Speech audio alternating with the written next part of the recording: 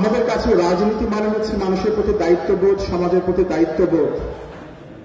রাজনীতি মানে হচ্ছে ন্যায়ের পক্ষে থাকা, অন্যায়ের বিরুদ্ধে দাঁড়ানো। ছাত্র রাজনীতি মানে হচ্ছে সেই রাজনীতি যে রাজনীতি ছাত্রদের পক্ষে দাঁড়াবে, ছাত্রদের পক্ষে দাঁড়িয়ে কথা বলবে এবং শিক্ষা প্রতিষ্ঠানগুলোতে ছাত্রদের পক্ষে কথা বলবে, শিক্ষার দাবি নিয়ে কথা বলবে। এইরকম ছাত্র রাজনীতি হওয়া উচিত। সন্ত্রাস দখলদারিত্বের বিপরীতে ছাত্র রাজনীতির আদর্শবাদের বিপ্লবী ধারাকে শক্তিশালী করুন। আজকে যে আলোচনা বিষয়বস্তু যে পরিবর্তনের ছাত্র রাজনীতি, তো বিগত দিনে যে ছাত্র রাজনীতি ছিল, ছাত্র রাজনীতির নামে যা চলেছে তা আমরা দেখেছি। ফলে এই প্রশ্নটা খুব সামনে এসেছে যে আমরা তার দেখতে চাই না, আমরা একটা পরিবর্তন চাই। তো ফলে সেই জায়গা থেকে এই আলোচনাটা হচ্ছে। তো আপনি মাওলানা ভাসানীর নাম জানেন, যিনি আজীবন শোষিত বঞ্চিত মানুষের পক্ষে দাঁড়িয়েছেন, লড়েছেন। তো ভাসানীর রাজনীতি সম্পর্কে একটা খুব গুরুত্বপূর্ণ কথা ছিল। ভাসানী বলতেন, রাজনীতি হচ্ছে মহৎ কর্মপ্রয়াস। এর লক্ষ্য হচ্ছে সমাজের মধ্যে যে অন্যায়, অত্যাচার, শোষণ, বঞ্চনা, সেগুলোর বিরুদ্ধে লড়াই করে সমাজের মানুষের জন্য সার্বিক মঙ্গল এবং ন্যায় বিচার নিশ্চিত করা। ফলে আমরা বলতে চাই, আমাদের কাছে রাজনীতি মানে হচ্ছে মানুষের প্রতি দায়িত্ববোধ, সমাজের প্রতি দায়িত্ববোধ। রাজনীতি মানে হচ্ছে ন্যায়ের পক্ষে থাকা, অন্যায়ের বিরুদ্ধে দাঁড়ানো। একইভাবে শিক্ষা প্রতিষ্ঠানগুলোতে ছাত্র রাজনীতি মানে হচ্ছে সেই রাজনীতি যে রাজনীতি ছাত্রদের পক্ষে দাঁড়াবে, ছাত্রদের পক্ষে দাঁড়িয়ে কথা বলবে, দেশের অভ্যন্তরে শ্রমিক, কৃষক, সাধারণ মানুষ, সমস্ত শোষিত বঞ্চিত মানুষের পক্ষে কথা বলবে। আমরা মনে করি এরকম ছাত্র রাজনীতি হওয়া উচিত এবং শিক্ষা প্রতিষ্ঠানগুলোতে ছাত্রদের পক্ষে কথা বলবে, শিক্ষার দাবি নিয়ে কথা বলবে। এরকম ছাত্র রাজনীতি হওয়া উচিত। যে সরকারের একটা গুরুত্বপূর্ণ দায়িত্ব হওয়া উচিত এই আহতদের সুচিকিৎসা নিশ্চিত করা। পুরো পৃথিবীতেই দেশে দেশে কালে কালে যে বড় পরিবর্তনগুলো হয়, সে বড় পরিবর্তনগুলোর পিছনে গুরুত্বপূর্ণ ভূমিকা পালন করে ছাত্র, তরুণ, যুবকরা। এবং বিশেষ করে যদি আমাদের ভারতবর্ষের কথা বলি, এই কথাটা আরো বেশি সত্য হয়ে দেখা দেয়। আপনারা জানেন যে ব্রিটিশ সাম্রাজ্যবাদী যে শাসন, বা 190 বছরের শাসন, সেই শাসনের বিরুদ্ধে যারা লড়েছে, কথা বলেছে, তারা কিন্তু তরুণ, ছাত্র, যুবকরা। বা 47 থেকে 71 সাল পর্যন্ত পাকিস্তানের অন্যায় শাসনের বিরুদ্ধে, জুলুমের বিরুদ্ধে কথা বলেছে কিন্তু এখানকার ছাত্র, তরুণ, যুবকরা। বা 71 পরবর্তী সময়, আমি যদি সাম্প্রতিক সময় আন্দোলনের কথা বলি, জুলাই গণ অভ্যুত্থান, আমরা দেখব সেই অভ্যুত্থানটাতেও গুরুত্বপূর্ণ ভূমিকা পালন করেছে ছাত্ররা। আমরা আবু সাইদের নাম জানি, মীর মুগ্ধর নাম জানি, আনাসের নাম জানি, ওয়াসিমের নাম জানি, শাকিলের নাম জানি। এরকম অসংখ্য মানুষ এখানে, যেমন শ্রমিকরা জীবন দিয়েছে, মেহনতি মানুষ জীবন দিয়েছে, নারীরা জীবন দিয়েছে, ছাত্ররা জীবন দিয়েছে। তো আমি এই জুলাই গণ অভ্যুত্থানে যারা শহীদ হয়েছেন, সেই শহীদদের স্মৃতির প্রতি গভীর শ্রদ্ধা নিবেদন করছি। এবং একই সঙ্গে এই কথাটা বলতে চাই যে প্রায় 25,000-এর অধিক মানুষ আহত হয়েছে, যারা চোখ হারিয়েছে, কেউ হাত হারিয়েছে, বন্ধুত্ব বরণ করেছে। তাদের সুচিকিৎসাটা হচ্ছে না এখন পর্যন্ত। আপনারা জানেন যে গত কদিন আগে আরাফাত নামে যে কিশোর আহত অবস্থায়, গুলিবিদ্ধ অবস্থায় মারা গেল, জুলাই গণ অভ্যুত্থানের 5 মাস পর তার সুচিকিৎসা দরকার ছিল, সেটা কিন্তু হচ্ছে না। এখন পর্যন্ত আমরা কথা বলতে গিয়ে দেখতে পাচ্ছি অনেকে বলছে যে আমাদের কোনো সুচিকিৎসা হচ্ছে না, সরকার আমাদের সহযোগিতা করছে না, জুলাই স্মৃতি ফাউন্ডেশন আমাদের সহযোগিতা করছে না। যে আরাফাত মারা গেল, তার বাবা বলছিল, আমি একটা রিক্সা চালক, সারাদিন আমি যে পরিশ্রম করে যে আয় করি, তা দিয়ে আমার সংসার চলে, তা দিয়ে আমি আমার সন্তানটা চিকিৎসা করাচ্ছিলাম, ও তো মারা গেল। তো এই তো পরিস্থিতি। ফলে সরকারের প্রতি আহ্বান জানাতে চাই যে এই সরকারের একটা গুরুত্বপূর্ণ দায়িত্ব হওয়া উচিত এই আহতদের সুচিকিৎসা নিশ্চিত করা। একইভাবে আমরা বলতে চাই, প্রায় 2000-এর অধিক মানুষকে যেই বিগত যে সরকার হত্যা করেছে, যে গণহত্যা এখানে সংগঠিত হয়েছে, সেই হত্যার সঙ্গে যারা যুক্ত, এদের প্রত্যেককে তাদের বিচার এবং শাস্তি নিশ্চিত করতে হবে। এবং তাদের যে মূল নির্দেশদাতা হাসিনা, যে বিদেশে পালিয়ে আছে ভারতে, তাকে দেশে ফিরিয়ে এনে তার দৃষ্টান্তমূলক শাস্তি নিশ্চিত করতে হবে এবং তার সেই উদ্যোগটা সরকারকে নিতে হবে। আজকের এই আলোচনা থেকে সেই আহ্বানটা আমরা জানাতে চাই।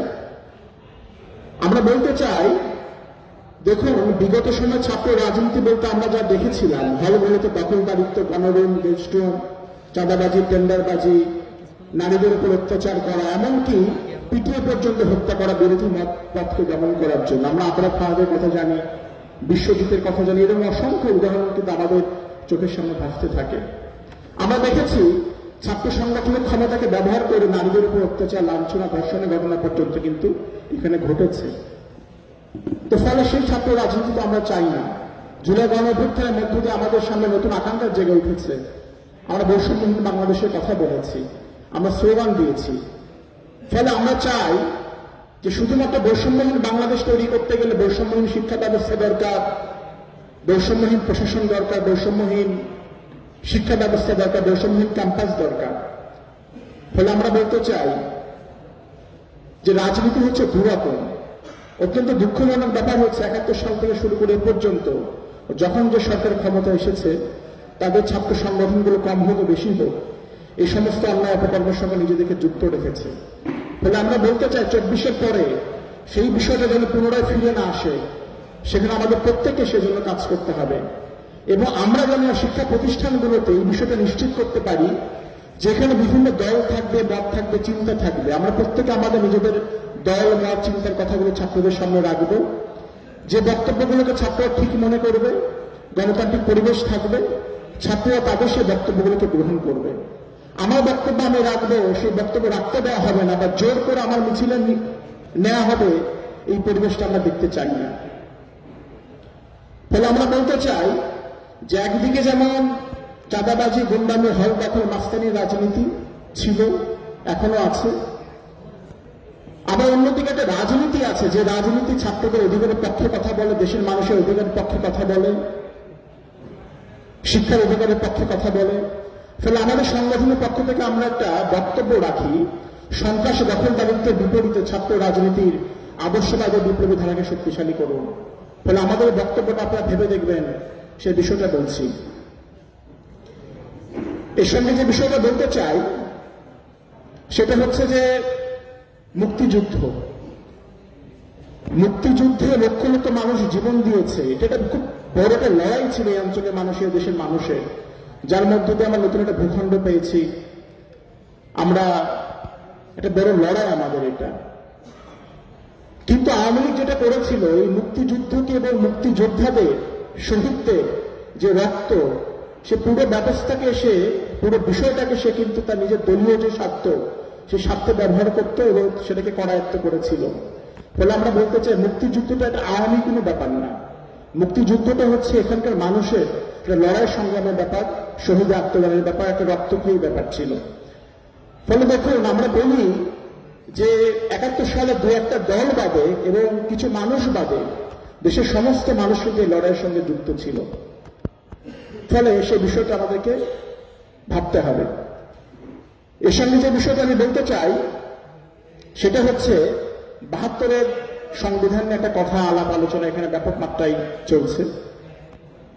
এবং সাম্প্রতিক সময় আপনি দেখেছেন যে একটা জুলাই প্রোক্লেমেশন যেটা ঘোষণা করার কথা হলো, পরে যদিও সেটা প্রকাশ্যে ঘোষণা করা হয়নি, কিন্তু তার বক্তব্যটা আপনারা দেখেছেন, সেই বক্তব্যটা আমরা পড়েছি। সেই বক্তব্যটা খেয়াল করলে আপনি দেখবেন যে 47 থেকে 71 পর্যন্ত এই পুরো সময়টার মধ্যে আর কোনো ইতিহাসকে ব্যাখ্যা করা হয়নি, শুধুমাত্র 47, তারপর 71। এরপরে যে 52, 62, 66, 69, এই যে বড় বড় ইভেন্টগুলো যেগুলোর মধ্য দিয়ে 71 সালটা সংগঠিত হয়েছে, এই ইতিহাসগুলো সেখানে কিন্তু নেই। 82 থেকে 90 সাল পর্যন্ত স্বৈরাচার এরশাদের বিরুদ্ধে এখানকার মানুষের যে এত বড় লড়াই বা 83 শিক্ষা আন্দোলন, সে বিষয়টা এখানে নেই। বা ভারতের বিরুদ্ধে এখানকার মানুষের যে লড়াইগুলো, তাদের যে অর্থনৈতিক এবং সাংস্কৃতিক আগ্রাসনের বিরুদ্ধে সুস্পষ্ট লড়াই ছিল, সে লড়াইগুলো কিন্তু এখানে নেই। ফলে একটা প্রোক্লামেশন ঘোষণা হতেই পারে, সেটা ঘোষণার পক্ষেও আমরা, কিন্তু সেই ঘোষণা যদি বৈষম্য বিরোধী ছাত্র আন্দোলনের ব্যানার থেকে হয়, তাহলে সেই ব্যানারের মধ্যে কিন্তু সবগুলো ছাত্র সংগঠন ছিল, দেশের সমস্ত মানুষ ছিল, ছাত্ররা ছিল।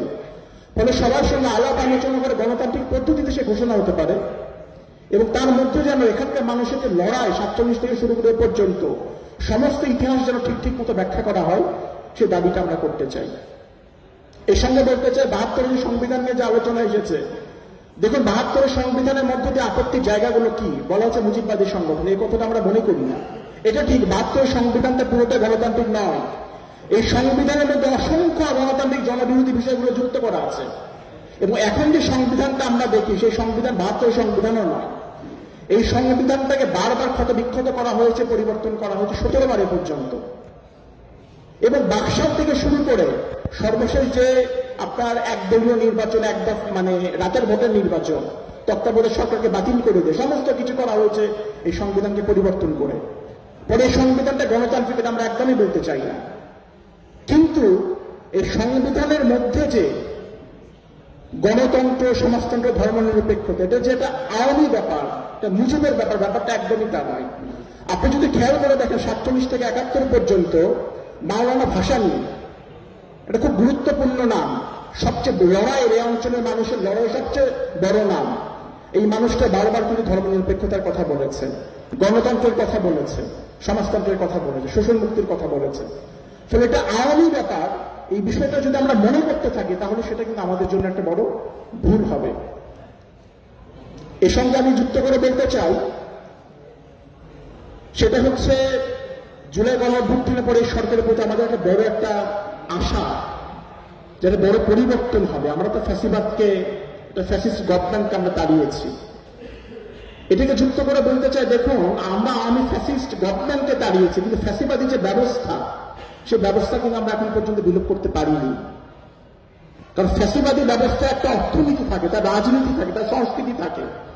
ফলে একটা পার্টিকুলার গভর্নমেন্টকে আমরা হটিয়েছি, কিন্তু ফ্যাসিবাদের যে সংস্কৃতি, ফ্যাসিবাদের যে রাজনীতি, ফ্যাসিবাদের যে অর্থনীতি, সেটা কিন্তু এখন পর্যন্ত আছে।